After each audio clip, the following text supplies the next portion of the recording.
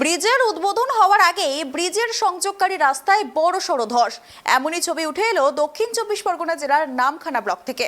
প্রায় 5 বছর আগে 27 কোটি টাকা ব্যয়ে তৈরি করা হয়েছে পাঁচমুড়ি ব্রিজ, কিন্তু আইনি জটিলতার জেরে আটকে ছিল কিছু কাজ। আইনি জটিলতা কাটিয়ে মাত্র 5 থেকে 6 মাস আগেই সংযোগকারী রাস্তাটি তৈরি করা হয়। আর ব্রিজ উদ্বোধন হওয়ার আগেই চন্দনপিড়ি প্রান্তে সংযোগকারী রাস্তায় দেখা দিয়েছে বড়সড় ধস। প্রতিনিয়ত বেড়ে চলেছে দুর্ঘটনা, যাতায়াতের সমস্যায় ভুগছেন এলাকার মানুষজন। উদ্বোধনের আগেই রাস্তায় বড়সড় ধস। ঘটনাস্থল নামখানা ব্লকের পচামুড়ি ব্রিজ। 27 কোটি টাকা ব্যয়ে তৈরি হয়েছে ব্রিজ। সেই ব্রিজের সংযোগকারী রাস্তায় নেমেছে ধস। প্রতিনিয়ত বেড়েই চলেছে দুর্ঘটনা। যাতায়াতের সমস্যায় ভুগছেন এলাকার মানুষজন। দক্ষিণ 24 পরগনা জেলার নামখানা ব্লকের অন্তর্গত চন্দ্রনগর এবং চন্দনপিড়ির সংযোগস্থলে সুন্দরিকা নদীর ওপর রয়েছে পচামুড়ি ব্রিজ। প্রায় 5 বছর আগে 27 কোটি টাকা ব্যয়ে তৈরি হয়েছে পচামুড়ি ব্রিজটি, কিন্তু আইনি জটিলতায় চন্দনপিড়ির দিকে সংযোগকারী রাস্তা ব্রিজের সঙ্গে জোড়া সম্ভব হয়নি প্রায় 2.5 বছর। আইনি জটিলতা কাটিয়ে মাত্র 5 থেকে 6 মাস আগেই সংযোগকারী রাস্তাটি তৈরি করা হয়। আর ব্রিজ উদ্বোধন হওয়ার আগেই চন্দনপিড়ির প্রান্তের সংযোগকারী রাস্তায় দেখা দিয়েছে বড়সড় ধস। প্রতিনিয়ত বেড়ে চলেছে দুর্ঘটনা, যাতায়াতের সমস্যায় ভুগছেন এলাকার মানুষজন। জানা গিয়েছে সুন্দরবন উন্নয়ন পর্ষদের তরফে প্রায় 27 কোটি টাকা আর্থিক খরচে বহুদিন আগে ব্রিজের কাজ সম্পন্ন হলেও এখনো পর্যন্ত ব্রিজের উদ্বোধন হয়নি। ব্রিজের মুখে সংযোগকারী রাস্তায় ধস নামার কারণে প্রতিনিয়ত যান চলাচলে ঘটছে ব্যাঘাত, বেড়ে চলেছে পথ দুর্ঘটনা। পাশাপাশি পচামুড়ি ব্রিজের কাজ সম্পন্ন হলেও ব্রিজের পূর্ব প্রান্তে সংযোগকারী রাস্তার হাল একেবারেই বেহাল। রাস্তা থেকে উঠে গিয়েছে ইট, সামান্য বৃষ্টিতেই রাস্তায় জমছে জল। রাস্তায় যাতায়াতের সময় সাইকেল নিয়ে পড়ে গিয়ে হাতে পায়ে চোট পাচ্ছে স্কুল পড়ুয়ারা। রাস্তা বেহাল থাকার কারণে রাস্তায় যায় না কোনো অ্যাম্বুলেন্স। যাতায়াতের সমস্যায় জর্জরিত স্কুল পড়ুয়া থেকে শুরু করে এলাকার বহু মানুষ। তবে ব্রিজের সংযোগকারী রাস্তায় ধস নামার কারণে ইতিমধ্যেই ওই রাস্তায় সমস্ত প্রকার যান চলাচলের উপর নিষেধাজ্ঞা জারি করেছে সুন্দরবন ডেভেলপমেন্ট বোর্ড।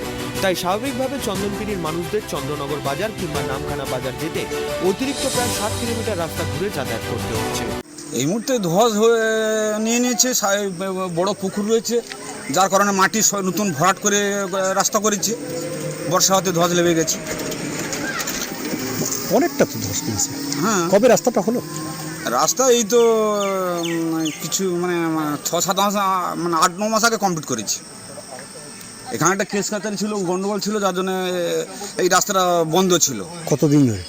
হ্যাঁ, বছর 3-4। ব্রিজ হাইকোর্ট ছিল, ব্রিজ চলাচল আরম্ভ হয়নি। না, সামান্য কিছু মাটি ফেলে ওই দিকটা লোক যাতায়াত করতো। তারপরে এটা 16 নির্বাচন, এই যে বিধানসভা ভোটের পরে এটা মাটি ফেলিয়ে, আর এই রিসেন্টলি 7-8 মাস আগে এই রাস্তাটা করেছে। এখন থেকে ধস? হ্যাঁ, এই বর্ষাতে ধস হয়ে গেছে। কেন ধস হচ্ছে? কেন ধস হচ্ছে মনে হচ্ছে? এখানে একটা পুকুর রয়েছে আর পাইলেন দিয়েছে, পাইলেনটা আমার মনে হচ্ছে কমজোরি, যার জন্য পুকুর কারণ ধস খেয়ে গেছে। আমাদের এই 14 বছর, এই 5 বছর তো ব্রিজটা হয়েছে, কিন্তু এখনও রাস্তা ব্রিজটা উদ্বোধন হয়নি। তো 14 বছরে মাটি ফেলে তার উপরে যে লাইনটা তৈরি করছে, সামনে পুকুর ছিল, তাতে ধস নিয়েছে।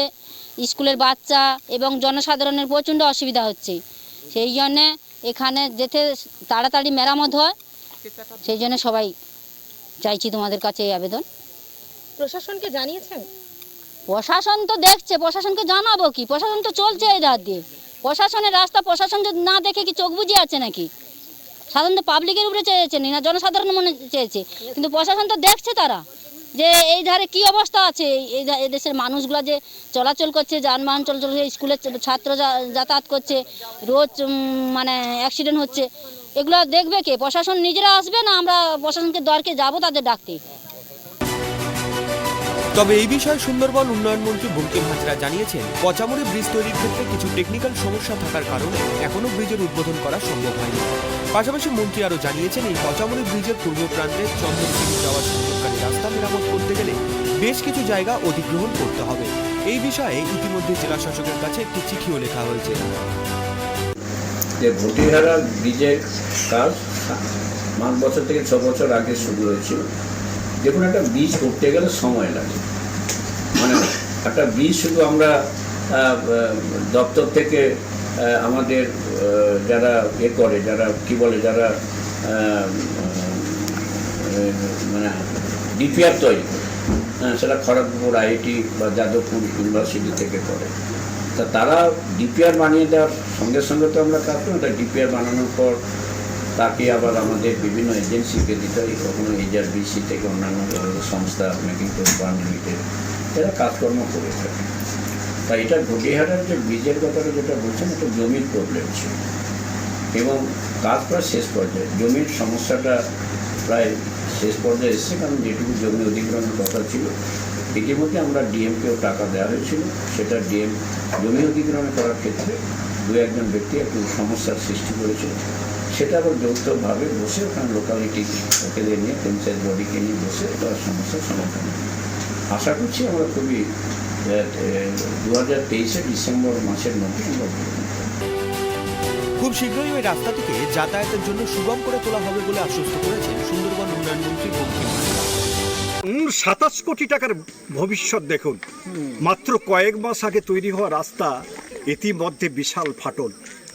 যেটুকু জানা গেছে, সুন্দরবন ডেভেলপমেন্ট বোর্ডের প্রায় 27 কোটি টাকা ব্যয়ে এই ব্রিজটি তৈরি হয়েছিল। এই ব্রিজের নাম পোচামুড়ির ব্রিজ।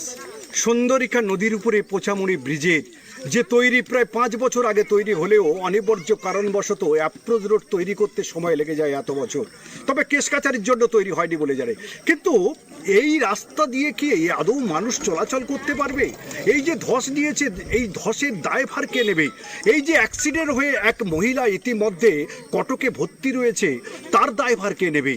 এই ব্রিজ যে প্রস্তুতকারী সংস্থা, সে না সুন্দরবন ডেভেলপমেন্ট বোর্ড? অল্প দিন তৈরি করার সঙ্গে সঙ্গে কেন ধস নিচ্ছে? তাহলে প্রযুক্তিগত কোনো ত্রুটি রয়েছে? এলাকার মানুষের একটাই প্রশ্ন, 27 কোটি টাকা ব্যয় করে তৈরি হলে কি হবে? আদৌ কি এখানে কত টাকা খরচা হয়েছে সেটা নিয়ে কিন্তু প্রশ্ন থেকেই যাচ্ছে। তবে এই রাস্তা নিয়ে ইতিমধ্যে সরকারি পক্ষ থেকে এখানে সাবধানতার বোর্ড লাগানো হয়েছে, বলা হয়েছে এই রাস্তা দিয়ে চলাচল ইতিমধ্যে করা যাবে না, কারণ ধস প্রবণ এলাকা। তবে এই রাস্তা আদৌ কবে তৈরি হবে, নাকি আদৌ এখন তৈরি হবে না, সেটা নিয়ে প্রশ্ন থেকে যাচ্ছে। দক্ষিণ 24 পরগনা জেলার নামখানা থেকে পাপাই মণ্ডলের সঙ্গে গোপাল শীলের রিপোর্ট, ট্রাইব টিভি।